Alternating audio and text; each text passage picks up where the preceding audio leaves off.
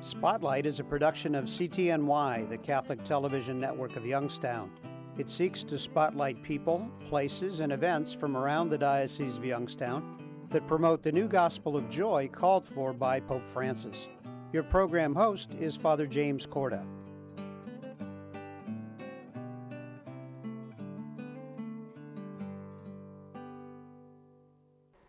Hello and welcome to Spotlight. I'm Father Jim Corda. Today we're going to talk about Beatitude House. And joining me is Gina Pastella. Welcome to our show. Thank you, Father. It's a pleasure to be here. You're the new executive director. Is that the right title? Yes, it is. And we love Beatitude House. We love the work that you're doing. We're extremely supportive of all that you do. And so we'd like to learn more about the wonderful things that are going on there. But before we do that, we'd like to have you share with us and the folks that are with us a little bit about yourself. Okay. Well, thank you. It's very much an honor for me to be the first lay person to hold this position for the Beatitude House. I've known about the Beatitude House and sponsored it for many, many years, and so I'm excited to be a part of it. But my background spans multiple industries. I've worked both in the nonprofit and the business sectors. Most recently, I was the Executive Vice President of Operations for VEC. And then prior to that, I worked for Neo Health Force, Health Raise Alliance, and Shepherd of the Valley. I've been active in the community my entire adult life and in my entire childhood, actually. But I'm active on a couple of different boards. I'm active on the Golden String board. And what is that exactly? Golden String is a nonprofit that supports organizations Isle and Purple Cat. And they take care of developmentally disabled adults. And so I'm on their board. I'm also on the Mahoning Valley College Access Program board. And I've been active in the community, again, my entire career. So that's just a little bit about me. Wonderful. Why is it so important to have that kind of rootedness in working and in helping the community, especially as you embark on this particular role? Well, I think it broadens your awareness of what's going on outside of your own small world. Sure. It shows you what the needs are in the community and shows you how you can help, how you could bring your talents and resources to a need, a great need in the community, in fact, align with what we do. So, serving those who've come from generational poverty, sometimes domestic violent situations, it just gives you that broader perspective. Yeah, and those are issues that I believe really helped to form Beatitude House, that really helped to get it started. Yes. And maybe that would be a good segue for us to have you share with us kind of a brief history of Beatitude House. Some people are very aware of it and some aren't, so please do that. Yes, Sister Margaret Sheets, she's the person who really was the visionary for Beatitude House. She was inspired by a movie that she saw called Bless the Child, and this was about a mother who was forced to give up her child due to her circumstances. And from that movie, that really sparked this desire in Sister Margaret, and many others then began to support her. Our very first Beatitude House location is on the north side of Youngstown. We had a Tudor house donated to us, and then from there, back in 1991 to the present time, we went from having 4 units to now having 76 units across 3 counties. So obviously, her mission was an important one. The vision was an important one because it continues to grow to this day. And we're going to talk probably later on in our show about the future growth of Beatitude House, but why has it been important to expand the ministry and the mission of Beatitude House and not just stay small and in one spot? Well, it's amazing. You bring people in that need your services, and shortly after those folks come in, they have friends and family members who also can use your services. So it just shows you that initial group of people is not all that's in need. And so once we were well established here in Mahoning County, we obviously are so well connected and in such close proximity to the surrounding areas. So Trumbull County obviously has a large need as well. And so we were able to open the facility there. And then Ashtabula, there are some folks in Ashtabula that knew about Beatitude House here in Youngstown and sought out the Ursulines to see how they may get something started out there. And so we have a great facility there. I was actually just there visiting yesterday, and we serve a large population in that part of the state. So. Good. Let's talk about the clientele, the people that you actually serve. we know it's women and children. What kind of women, what type of women, what children? Put a face to it if you could. Yeah. So the women and children that come to us, they are at the level of poverty, which is below 35% of the median income in our area. We do at times now serve single families sometimes, but it's mostly women and children. Over 50% of the families who come to us have fled some type of domestic violence situation. So their level of care is greater. So what we do at Beatitude House, we take over where the shelters leave off. So we are able to provide longer term care, more support over a longer period of time. It's trauma-informed care. Our staff's trained in motivational interviewing, trauma-informed techniques and processes to help our families. So there's a wide variety of support services that we do provide. I remember once talking, and I don't remember if it was Sister Janet or Sister Patricia in the whole discussion of Beatitude House, but I remember them telling stories about the children, about how excited they were that they had their own bed, or they had this or that. I mean, it's hard for us who are so blessed to really comprehend the need that's there. Talk about the need that's there and why is this need there in the first place, and is it getting bigger? Yes. And you're exactly right. The small things that we take for granted, we don't understand what other families go through. And so again, the families that come to us, it's unique for them to have their own place, their own apartment with their own bedrooms, as you mentioned. I have 2 children, and when they were small, we had a little routine that we went through every night to put them to bed. And many of these children have never experienced that. To have their own bed, they had to have their own stuffed animals, their own books to read, to have a bedtime, to have all of that. It's just something they hadn't experienced before they came to us for many of them. And so those are things you and I take for granted, but once we see how much the need is, we just want to do everything we can to expand the services that we can provide. We're down to the last minute really of our first segment, but we want to talk, I believe in the next segment, about something you mentioned, that's generational poverty. That's something that, again, many of us who are so blessed don't quite understand that, don't grasp the concept of it, but it's something that once we're aware of it, then we understand that this is something that's been going on for a long time in people's lives. And so we're going to talk about that in a moment, but I think we're going to just take a quick break. So stay with us. We'll be right back. Their numbers are growing more and more. More than a year ago. More than a decade ago. More people now living in this state than nearly any state in the Union. 1 out of every 8 people in America. 1 out of every 10 families in America. 1 out of every 6 children in America. 33 million Americans struggling just to remain standing. 33 million Americans teetering on the brink of hunger, sickness, hardship, uncertainty. 33 million Americans in these United States descending into poverty. And as their futures fall, so does our nation's.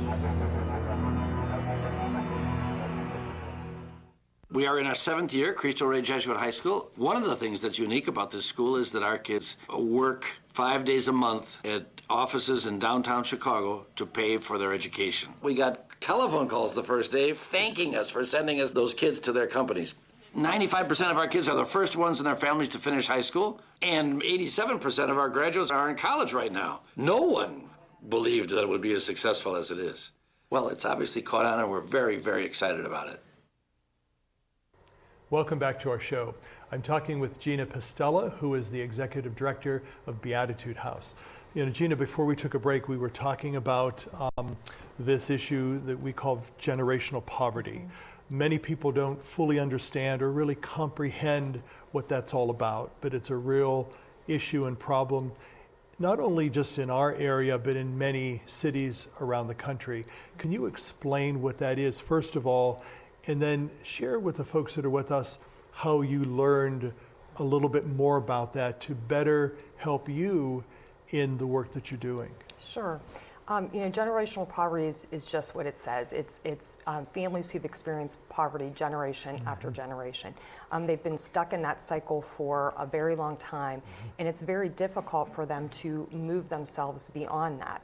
I had the fortunate experience several years ago to go through the Bridges Out of Poverty training. That's when I was working in healthcare and represented area employers. And at that time, I really thought I understood what poverty was about. I thought I had a lot of empathy for what people from poverty were going through. Sure. But I learned that I really had a lot to learn. At that time, again, I was working in healthcare, and we had our entry-level staff who we did experience quite a bit of turnover, and many of those folks were from generational poverty. And I remember an eye-opening moment when I thought to myself, I never had to make the decision to stay home from work and then possibly be fired because that was my last absence. Sure. Or leave my toddler at home by themselves so that I could go to work, keep my job, and keep a roof over their head. But those are the very, very real situations that people from generational poverty do experience. They live in what they call the tyranny of the moment. So their lives are always in crisis. They're managing crisis after crisis, and they don't have the opportunity to put those footsteps forward. We were just talking today, I met with some of our staff at one of our Youngstown locations, and they were talking about helping some of the women keep appointments. And even something as simple as that, if you keep the appointments for a job interview or for accessing resources or for housing, then you're, again, taking steps forward. But many of them just don't have that structure in their lives. They've never learned to develop that structure because they can't. And so when we get the opportunity to work with these families for longer periods of time, we can help them establish those routines. So then once they leave us, they're able to maintain those routines, take those steps forward so that they can actually change their lives.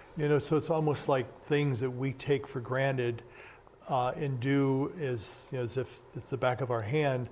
Many people were never taught this and it's to no discredit to themselves. No. It's just that it wasn't something that was part of their makeup. Right. And doing that, isn't it more, and I want to not use that word enabling, but the word empowering. Is that a better word to use? Oh, absolutely. And how does that work? So just, some of the services that we provide are, some of the support services are life skills training. So, one of those is what I just mentioned, just, managing your schedule, keeping appointments. We also provide some services to help with parenting techniques because, again, when you're living in crisis, some of your parenting skills, can decline because you're trying to keep things keep your head above water. And so those are some of the things that we work with our families on. We work with the children. We work with our adults. One of the big, and we'll talk about that maybe later, some of our future plans, but one of Sister Margaret's passions when she first started Beatitude House was about education, post-secondary education, and we are starting to revamp some of those programs we could talk about later. But again, it's just helping our women know how to access resources. That's a big thing in generational poverty. They typically just don't know how, have not been taught, have not had the experience of accessing resources that they need to move them beyond a crisis or need situations. Let's talk about the different sites that you have. Are they all the same or do they have different purposes? They're all different. They all have, in fact, something that I've been experiencing. I've only been here for about a month, and I've been to each of our sites a few different times, and just experiencing just different personalities. I think each site has its own kind of personality, but they're all different. The facilities that we have on the north side are homes, houses, and they have several different apartments within those homes. We also have locations that are former buildings that somebody else occupied, and some used to be classrooms, healthcare settings, so those have been adapted into apartments. We also have individual units throughout various areas of Mahoning County. Okay, and is the mission all the same? The mission is to what? Yes, and we provide both transitional and permanent supportive housing. And that's the word I was looking for, transitional. Explain how that process works, because it's not something that is a forever thing. They're not there to live permanently. Yes. So in the transitional model, they come to us for a period of time, and that period varies just, depending on the situation.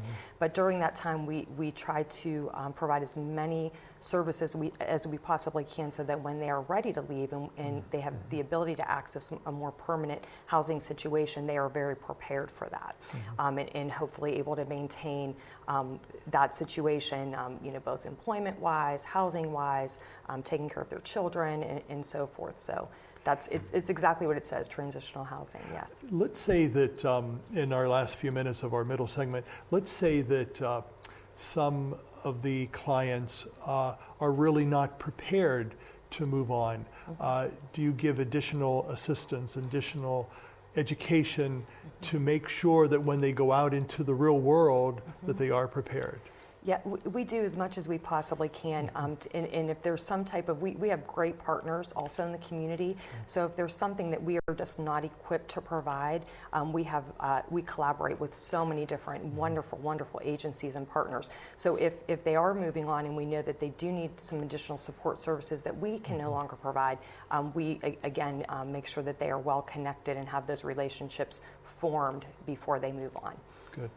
We are going to talk in our final segment, I think, about some of the future plans that you have, because you do a wonderful job of building on what's already there. And so we want to hear about those. The other thing that I'd like to talk about perhaps when we get back is that whole educational component, because the Ursulines, that's one of their charism. And so it's important that as their foundress really began her order with the education of young girls, that continues, especially in the spirit of Beatitude House. So we're going to talk about that in a moment, but take a quick break. Stay with us. We'll be right back.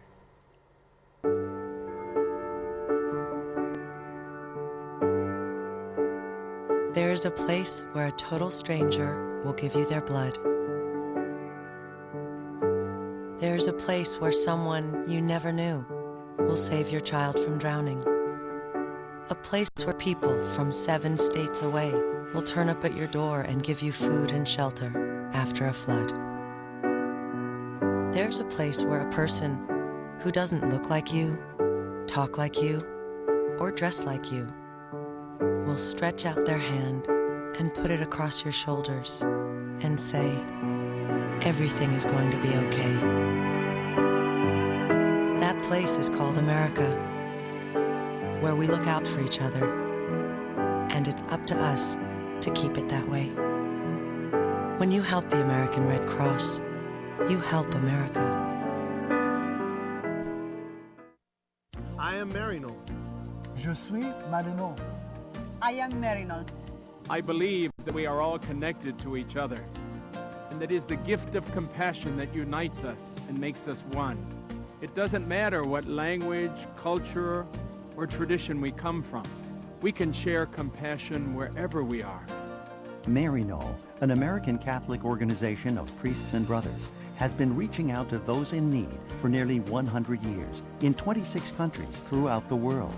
Marino dedicates 86 cents of every dollar donated to their programs, and with your help, they can do more. Missioners, workers, volunteers, supporters, we are all Marino. I am Marino. Yo soy Marino. I'm Father Mike, and I am Marino. I am Marino. I am Marino. I am Marino. I am Marino. I am Marino. I am Marino. Well, I've been volunteering for almost 20 years for volunteer chore service for Catholic community services. What I do is help the elderly in their homes so that they can stay in their homes. I do work from shopping to housework to yard work. Most of the people I see don't really have a lot of family, so then I become almost like their family. I think a lot of times the elderly in our society are forgotten, and that's unfortunate because they're a real important part of our community because they have so much wisdom to share. Doing this type of work is very rewarding. You can't put it into words because I learned so much from these people, and you learn stuff about yourself too. You learn to see God in a variety of people, in a variety of settings. The other day she told me that every night she When she goes to bed, she thinks about her little angel, when her little angel's going to come and check on her the next day. And that's me, yeah. By the time we can walk, each of us yearns for the joy that comes from being able to do for ourselves. Church World Service believes that being self-reliant is a joy everyone should share. So around the block or around the world, share the joy. Church World Service. Welcome back to our show. I'm talking with Gina Pastella, the Executive Director of Beatitude House. I think what I'd like us to do, Gina, is to talk about the educational component of Beatitude House, because I think that's really an important facet of what you impart to the young ladies that are there. Yes, we're really excited about that. Again, that was one of Sister Margaret's strong passions and missions. And so one of our strategic initiatives just starting this year is to greatly expand our Beatitude House Scholars Program. How that works is basically, we are encouraging our women to go to continue their education and post-secondary education, hopefully to get a 4-year or 2-year degree or maybe a technical degree. And what we are providing is support. So things like again, little crises and little barriers can prohibit somebody from succeeding when they otherwise could. So we provide some support resources such as gas cards and gift cards for food and clothing and things of that nature. But one of the largest success components of the Scholars Program is our mentors. We have had several different mentors. We're finding that people that have come, maybe retired college professors or educators of some sort, are really helping our students. First generation college students, it's a difficult thing. Sure. I mean, even when you have some experience, I have a son who's finishing his freshman year in college, and even for someone who has some experience, it's difficult to navigate. So just helping our students, our clients access resources, knowing where to go on campus to find things out, knowing what classes to take, what classes to drop, how to access tutoring services. Those are the kinds of things that we have experienced really lead to success, and that's what we're expanding our program to do at this point. Wonderful. Let's talk about the wonderful people that help you, the volunteers, the staff, because no one could do these wonderful services by themselves. So let's talk about the volunteers and the staff that you have, and if anyone's interested in getting involved in Beatitude House, please share with them what they can do. Sure. We do. We have an amazing staff. Thank you for mentioning that. They're just so dedicated, and they love our families, and they do just really great work that makes such a great impact. So our case managers, our administrative staff, our directors, our people within our administrative offices, they're all excellent and do a wonderful job. But we do have a great group of volunteers as well. We always have people who call us and are looking for ways to volunteer. So some of the things that have really been helpful, we have people that help transition apartments. So as families move out and we need to prepare for new families to move in, setting up the apartments. We have people that help. I just learned that a group of young professionals are going to come at some point in the spring to help plant flowers, to help do our mulch beds, things of that nature. So our facilities are very attractive to our families and very well maintained. We have many area businesses that provide some in-kind services. Again, we have people who serve as mentors. We get a lot of donations. We're so grateful for that from the community, but sometimes it's challenging to manage and organize those. So we have some regular volunteers who do that for us. At our Youngstown location, we have a place where children's clothing is kept so that our families can go. It's set up very much like a department store, so things are organized by size and gender, so that our families can go ahead and kind of shop when they come in. We have volunteers that organize our housing supplies and things of that nature. So those are the types of volunteers, people that serve as mentors and help tutor the children and a variety of different things. But if somebody wants to get involved as a volunteer, they can go to our website, beatitudehouse.com, and there's a place on the website where they can access information on how to become a volunteer. Wonderful. Let's talk about the funding, and then we're going to talk about the future plans that you have. Yes. We receive funding from multiple sources. About 40% of our funding comes from government sources. 30% comes from private donations. Another 10% comes from private foundations. And then another, the remaining 10 to 20% just comes from various funds, various sources, I mean. So we do have a diversified model. We're looking to expand that. That's one of our strategic plans. We want it to greatly expand our major gift campaign. So we'll be looking to do some new things there. We're looking to start to attract some new partners. We've been so well supported in our community, and we're so very grateful for that. And now we're looking to add the next generation of Beatitude House partners and supporters. So we're looking for ways to communicate to that next generation and see how they might want to get involved. And tell us about what the future holds for Beatitude House. Well, we're excited because we're just embarking on our new 3-year strategic plan. So I mentioned a couple of those, our scholars program and diversifying our funding model. We're also looking to, just share our story a little bit better. This is one great opportunity, so I really appreciate being here. But sometimes we get confused with other wonderful agencies in our community, but we want people to understand what we're all about and how they can support us and become involved. So we want to tell our story, and we, again, want to get some more people involved in next generation of partners. We also want to further develop our board. We have, again, a tremendous board of very committed professionals from our community, and they've been a great support to me. But as we're looking to fill new board slots, just looking at, what are the experiences and skill sets that we need. We're planning a board educational program later this summer just to, do some more orientation education for them. We're looking at a lot of staff training and development. I'm a trainer and coach by trade, and so starting in 2018, it's one of my goals that I haven't even really shared with anybody else yet, but just to put in some more formal training programs for our staff. They do receive a lot of training, but just some things in leadership, communication skills, and those kinds of things. So we're looking forward to that. And then our volunteers, just to create a better volunteer training program and just a more robust volunteer program. How can we best utilize the resources that are available to us to match up with the things that we need? Yeah. Well, Gina Pastella, it's been a pleasure to have you on the show today. We, as I had mentioned in the beginning, love the work of Beatitude House. We think it's very noteworthy that we celebrate that we highlight that, but also that we give thanks that ministry and mission of the Ursuline Sisters with their many partners is continuing, and you're doing a wonderful job to make sure that mission and goals and objective continue well into the future. Would be nice down the road if we didn't need these types of services, but in the meantime, it's wonderful that we're able to provide that, and we thank you for doing that and for sharing your story with us. Thank you very much for having me. Thank you for your support. Thank you. And please give the website one more time. Yes, it's www.beatitudehouse.com. Thank you, Gina, very much. Thank you. And thank you for being with us. Have a good day, and God be with you.